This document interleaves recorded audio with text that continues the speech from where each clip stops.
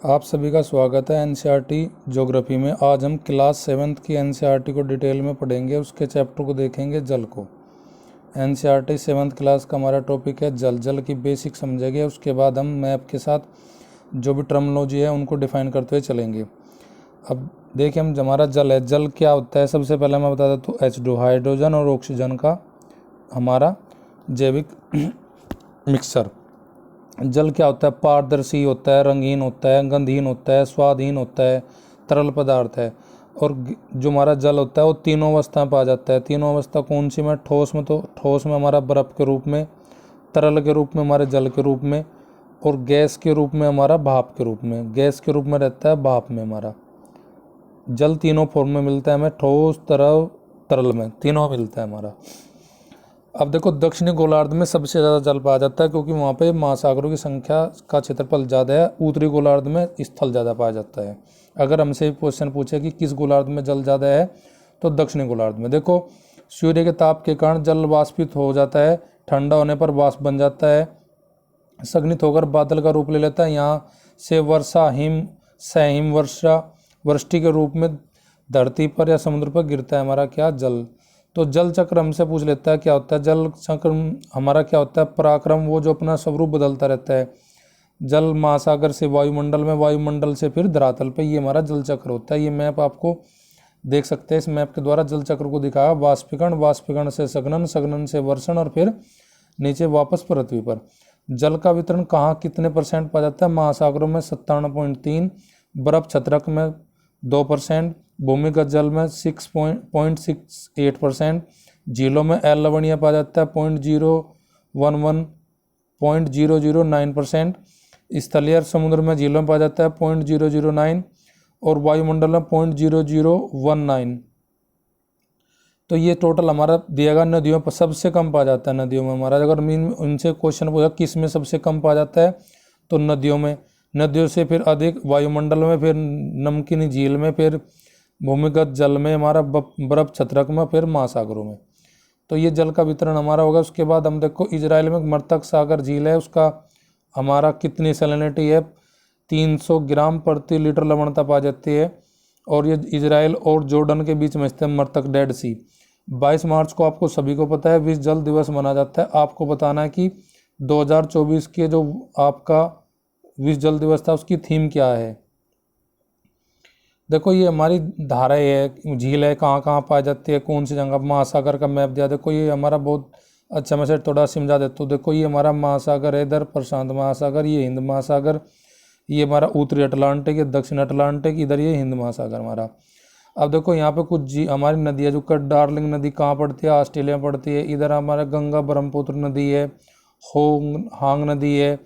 इधर हमारा ये नदी आपको कांगो नदी देखी होगी आपने, ये ऑरेंज नदी है, नाइजर नदी है, अमेजिन नदी है हमारी। इधर हमारी मिसिसिपी नदी है। इसी प्रकार हमारी झील भी दी गई सागर पे, जो कर हमारा कैस्पियन सागर है, काला सागर है, भूमध्य सागर है, लाल सागर है, यहाँ पे दक्षिणी चीन सागर है, बंगाल खाड़ी है, अरब सागर है, आपका चीनी सागर है, इधर हमारा कोरल सागर है। तो ये सब हमारे आप देख सकते हो। इसी प्रकार झील है, जो कर विनिपेग झील है, सुपीरियर झील है उत्तरी अमेरिका की, हुरन झील है हमारी, ग्रेट स्लेव झील है, ग्रेट बियर झील है। तो इधर आप देख सकते हो विक्टोरिया झील अफ्रीका में है, बहुत फेमस, बार बार क्वेश्चन हमारा आता है इस पर। तो ये सब आप देख सकते हो। PDF आपको टेलीग्राम चैनल पर मिल जाएगी हमारी एडवांटेज GK पॉइंट पर। अब हम देखते हैं, देखो क्या होते हैं। तरंग पूछ देता है। तरंग का कॉन्सेप्ट हमारा, जो महातट पर हमारे जल का लगातार आगे बढ़ना, उठना और गिरना को हम तरंग बोलते हैं। अब समुद्र तरंग पर पवन बहती है ना, क्या बोलते हैं हम? तरंग बोलते हैं। समुद्री सतह पर पवन बहती है तो उनका हम क्या बोला जाता है? तरंग उत्पन्न करती है। जितनी तेज पवन बहती है उतनी तरंग तेज बढ़ती है।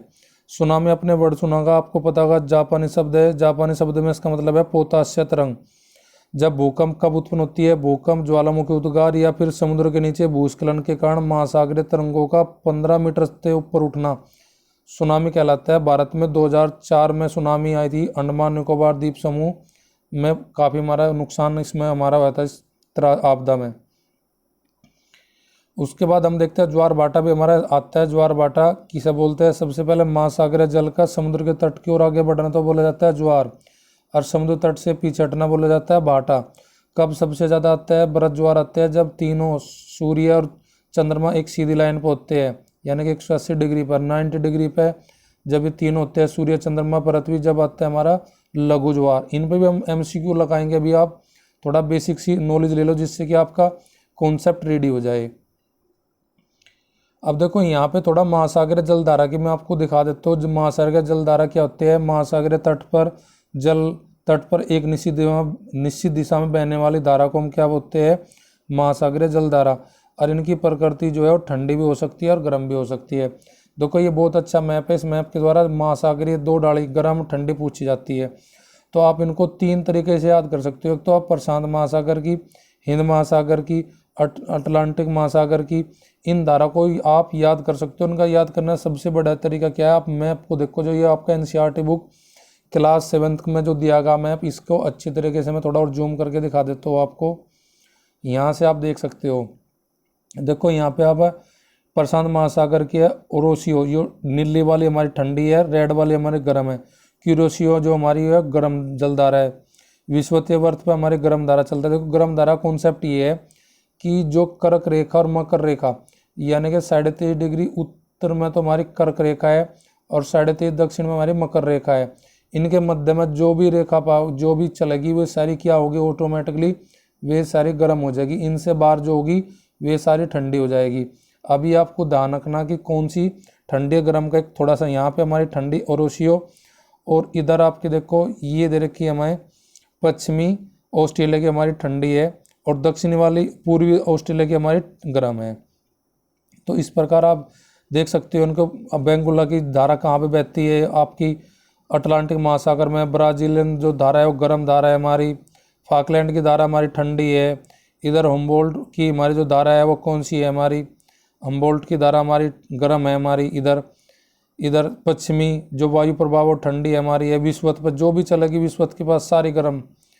अलास्का की गर्म है हमारी जो धारा है हमारी। इसके बाद में अगर देखते हैं हम कैलिफोर्निया की जो धारा है देखो वो हमारी क्या है? ठंडी है। ये ध्यान देने वाली अलास्का की हमारी गर्म है कि इधर से जाती है भूमध्य रेखा, विषुवत रेखा से। गल्फ स्ट्रीम हमारी गर्म है।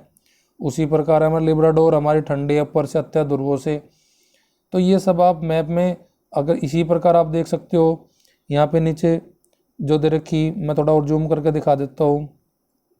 अगुलास की जलधारा जो है वो कहाँ चलती है? वो आपकी हिंद महासागर में चलती है, गर्म प्रकृति की है। पश्चिमी ये हमारा पूछ लेता है कौन सा वर्त बनाती है। देखो ये वर्त बनाती है कौन कौन सी धारा? इक्वाडोर की विपरीत धारा, बेंगुला की धारा पूछ लेता है, फाकलैंड की, ब्राजीलियन, ये अटलांटिक महासागर में एक वर्त का निर्माण करती है, इनमें कौन सी नहीं है ये पूछ लेता है बार बार पेपर में हमें एग्जामिनर। तो इस मैप को आप अगर इसकी PDF में आप आएगी इससे थोड़ा सा एग्जाम से बस 1 घंटा या आप 1 घंटा पहले ऐसी चीज़ों को देख लो तो ये ज़्यादा माइंड में रह जाती है। वैसे बार बार ऐसे ये चीज़ें याद नहीं कि ज़्यादातर मैप का यूज करे से ही उनको हम देख लगे 2-4 बार, 5-10 बार। और ये 3-4 सागर की, प्रशांत की, हिंद की, अटलांटिक की, तीन की याद कर लो आप। 3 से पूछता है बस। वो मैंने कॉन्सेप्ट बता दिया कि कर्क रेखा और मकर रेखा के बीच में जो चलती है वो गर्म होती है, उससे ऊपर हमारी ठंडी होती है। अब इसके बाद में हम अगली जो वीडियो बनाएंगे वो वीडियो आपकी MCQ की होगी, हमारी PYQ की। आज की जो NCERT की बेसिक जो वीडियो वो मैंने आपको बता दिया। वह महासागरीय जलधारा बता दिया आपको, ज्वार भाटा का कॉन्सेप्ट बता दिया, सुनामी बता दी, तरंगे बता दी, साथ साथ में हमारे आपको मैंने जल का बता दिया कहाँ कितना वितरण पाया जाता है, जल चक्र समझा दिया। तो इस वीडियो को अब यहीं समाप्त करते हैं अपने को।